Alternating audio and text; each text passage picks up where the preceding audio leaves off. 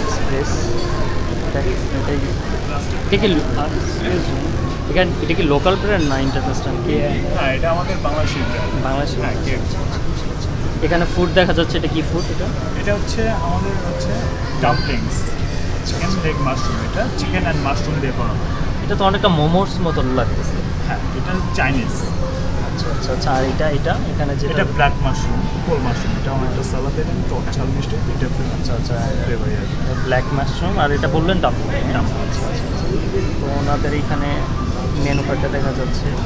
আমাদের dumplings, chicken and mushroom কারি। এটা মানে এখন আপাতত কি কি হবে এটা আমাকে শেয়ার করেন। বেশ সবগুলো ফুডই হবে। সব এখানে মেনুতে যেগুলো ফুড আছে সবগুলো ফুডই আপনাদের হবে অ্যাভেলেবল। এখানে ওনাদের প্রাইসটা অনেকটা রিজনেবল দেখা যাচ্ছে।